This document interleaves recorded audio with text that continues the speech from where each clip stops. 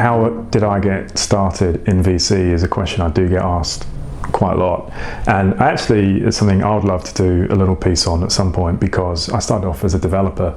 So that journey of going from being a developer, building a startup in your spare time, getting that to a level of success, and then transitioning into venture capital, it's something I'd really love to be able to share more widely, and maybe that will be a whole book in itself one day. I don't know. I've already seen that. Big shout out to Andy Ayim, who started publishing his own material as well now, so maybe that's a pathway I'll go down in the future. But yeah, I started off as a developer, spent 10 years in investment banking technology space, 5 years with Lehman Brothers, 5 years with Credit Suisse, derivative and equity derivative technology.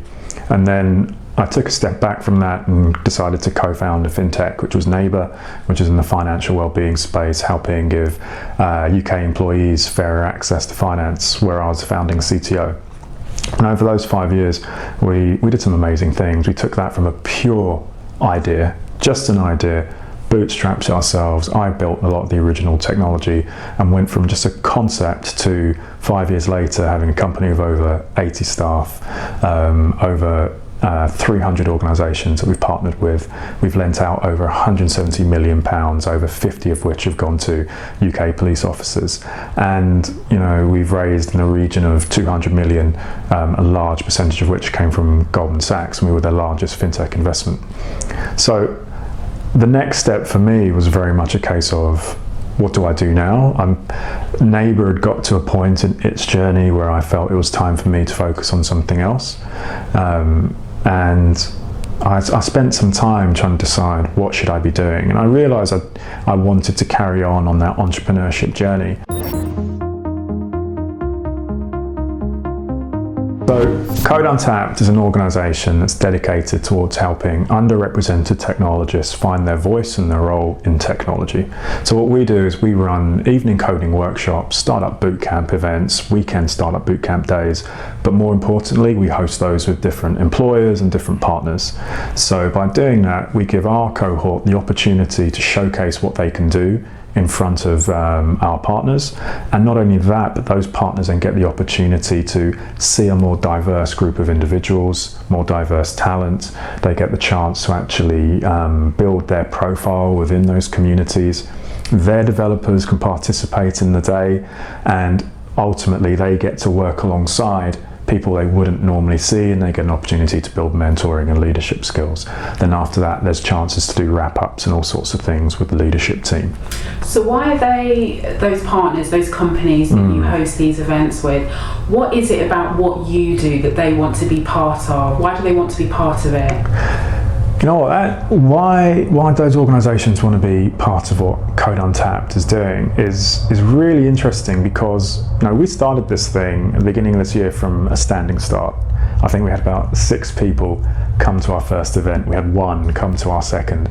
We had 70 come to an event we did a few months ago. We're doing an event this month with Department for Education. We're doing one in January with Amido. We've been speaking to The Guardian, the FCA, Financial Times, HSBC, all sorts of organisations who are very, very interested in running these kind of events and working closely with us. And I think what's really interesting about our group is a level of diversity within the cohort. When we started with a strong focus on BAME. We were like, look, we want to support BAME individuals. That's a challenge that myself and my co-founder Jason Halstead have experienced. Part of the reason why I was in this space is that whilst I was at Neighbour, I was doing a lot of public speaking around diversity and inclusion, founder's journey, the value of technology in that journey. And yes, I was finding that the only people who looked like me in the room were serving drinks and canapes, and it made me feel really uncomfortable. I was like, I'm talking this great game around how you can go out and build a company for next to nothing now. If you've got the technology skills, you can write some code, host it on AWS, spend £50, set up your company on Company's House, and off you go, right? So why aren't I seeing this? And that was the point when I decided I really need to start focusing on this space, and we were focusing on the challenge of supporting BAME technologists initially. And I'm really pleased that we started with that. But an interesting thing happened. As we were doing this, we were finding that our cohort was 70 to 80% female, right? And beyond just BAME, across all sorts of backgrounds, we were just getting a massively diverse group of people. And we started making sure we got media, we're taking photos, doing interviews with them and all sorts of things. And the photos were just absolutely astonishing, the level of diversity. We had one event where of the group, so we have people from different backgrounds, whether it's technology, whether you're focused on planning, whether you're focused on prototyping and UI, analysis, some people got a pitch, so everyone takes different roles. On one of our events we had something like 11 technologists doing the coding piece in the different teams, and 10 of them were women, right? That was not our focus. When we started this thing, it was amazing. We were like, how did this happen? And I think it came down to one key thing, and that was around fostering an inclusive environment. I heard a great statement by someone, which is that diversity is a metric, inclusion is about a sense of belonging. And through creating a sense of belonging, you're seeing this being talked about more and more now, where people are saying, look, we don't focus on diversity, we focus on inclusion. And I think that's really important. Don't take your eye off of diversity. You have to. You can't just create an inclusive environment. But by having an inclusive environment, diversity flourishes because people are more open to other people's ideas. They're more open to other people's backgrounds. You create an environment where those people feel welcome and stay. Those people then create more diverse environments, so you get a more diverse group of people. And we saw that being borne out in our groups, and that was absolutely amazing. And I think when I speak to companies and I tell them about what we do, I've never heard a single one of them go, that's a terrible idea, I don't want to be involved in this. Every single one has said, how do we get involved in this? And the challenge for a lot of these organizations is, how do we get involved in it? I mean, even though for us to host these events for these companies is free, you still need to somehow cover the budget for food, right? And some of these organizations, I won't name names, but do have challenges with that because they have to be able to tie any kind of budget and sponsorship to certain outcomes. So it can be difficult for some companies, but pretty much every organization we've spoken to has said to us, we want to get involved. We want to be able to support you. We want to be able to do this. And it's, some of them go, you know what, if we can find some great talent, brilliant, but we just want to be able to provide that space, give these people the opportunity to show what they can do, right? And just by doing that, we want to be part of that conversation. And that's been absolutely astonishing for us. And I also do think part of it is the desire to be able to diversify their recruitment process and their pipeline, which is part of the challenge that we're trying to solve. So what's my view on the incredible diversity in London versus the lack of diversity in these organisations? Well, I want to say one thing first of all. 40% of the London population is BAME. 14% of the UK population is BAME, right? So if you move outside of a major city, actually your chances of meeting a non-white person is something like 1 in 10, or less, right? Because the numbers are so heavily skewed to the major cities. Now, yes, there are people in positions of management and hiring managers, etc., who do have unfortunate views, you know, absolutely. But I'd say the vast majority of people aren't hiring teams that have a lack of diversity because they're inherently prejudiced or racist. I think what it comes down to for a lot of people is hiring is difficult. Hiring, this isn't to make excuses, it's to provide an explanation. Hiring is hard. Hiring the right people can be critical to your team and can actually break your team in a lot of cases. So what do people do? They go, well, I don't want to make a mistake because that could cost me my job, right? It could cost me my company, it could cost me my product. So I need to hire good people, the right people. What does good look like? I don't know. Well, I like to think that I'm pretty good. What do I look like? And when I say what do I look like, what I mean is, what is my background? What is my history? What kind of jobs and roles have I taken on? And the thing is, if we go back to that number, right, around 14% of the country being BAME, okay, tell me about your pipeline. What do you mean? Well, how many people do you actually have in it who are from a BAME background? Well, I don't know. Why don't you know? Well, we don't track that information. Okay, so you have no idea. You have no data. Okay, yeah, but it's not really our fault, it's the recruiter's fault. They're not bringing them through. Okay, right, fine. So this pipeline problem. When we did our React event in the evening, we had 70 people come to that, all coders of different levels, huge array of backgrounds. Where's this pipeline problem people keep telling me about? In the Impact X, we focus on underrepresented founders. This is the other problem. You hear VCs saying there's no pipeline of underrepresented founders, and I was struggling to see them at these events I was going to.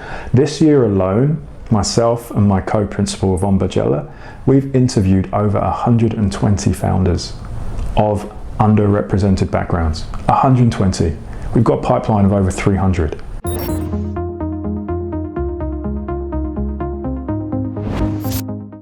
It's a really good question, and I don't pretend to be an expert on this. I only started in this industry this year, so I don't want to try to be an authority on that, but this is just my opinion from the conversations that I've had.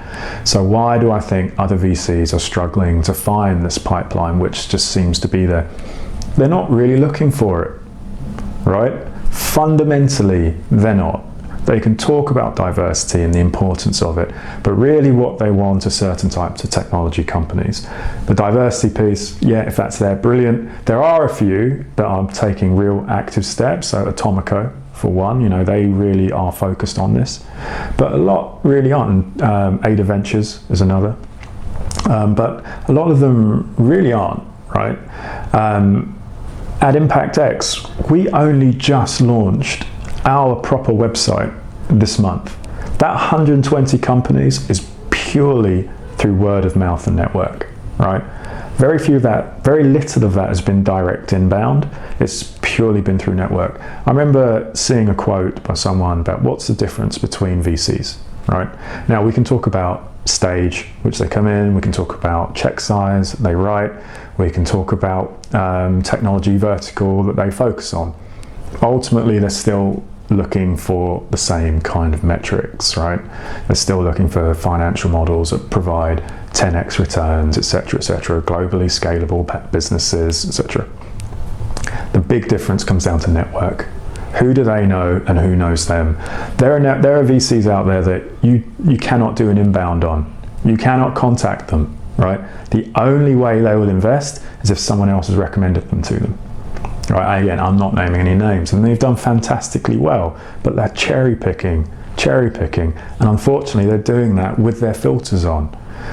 Impact X is a fund by us, for us, to solve a very specific problem, which is that ability is equally distributed, but opportunity isn't, right? If we assume that's the case, we look at the fact that 14% of the UK population is BAME. Less than 4% of VC capital has gone to BAME founders, right? There is a clear disparity there. We found 120 founders this year alone without doing any kind of marketing, right? What that tells me is not that these founders aren't capable, but they are not being invested in to the degree that they need to be in order to be successful.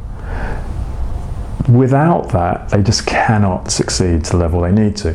And that's an advantage for us. If we want to talk purely financially, it enables Impact X to find those deals that other people are overlooking, because we're not automatically filtering you out. We're not saying no because you look like such and such. We get you in the room because you do. We'll say no because we don't believe in the model, right? Our thing is we're not going to discriminate against you, but because of the way you look, you actually get into the room and we can talk to you about this. And that's really important to us. For us, the underrepresented talent pool in the startup world is very similar to Silicon Valley 20, 30 years ago, right? And if you had supported that industry and that ecosystem then, well, history tells itself, history tells that story, right? And we see that that exact same level of opportunity is available by supporting underrepresented technologists for all the reasons that we talk about when it comes down to innovation, when we talk about, and that's from innovation from due to difference of opinion, difference of background, blue sky thinking, being able to think outside the box, relevancy, being able to understand your target audience, access to talent and retention of talent. But ultimately, what are you focusing on? You're focusing on people who have a global worldview, in a world that is increasingly diverse, increasingly interconnected. So you're looking for those people who are going to hustle that little bit harder and understand that space better.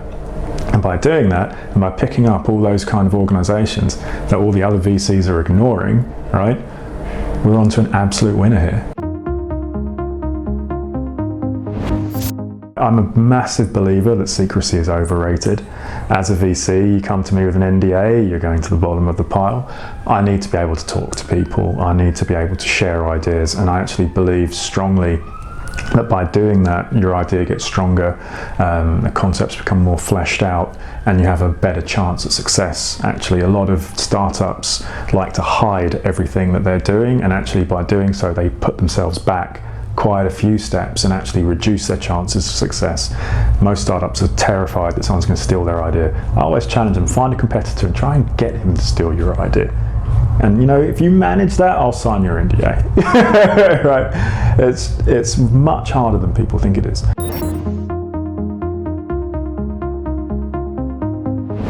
I'm a big fan believer in let's go grab a coffee. I will always do that, right? Because I was having a conversation with someone today actually around the importance of network, skill set and timing. And for me, timing comes out as a function of those things, right? By being in the room, by having the conversations and having the skill set to deliver, you end up creating that right timing. You create your own luck through doing those things. I could monologue for 30 minutes.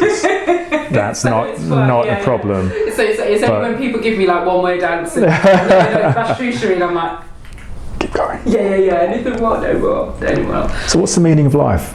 Well, life. Yeah, exactly. What do you think the meaning of life is?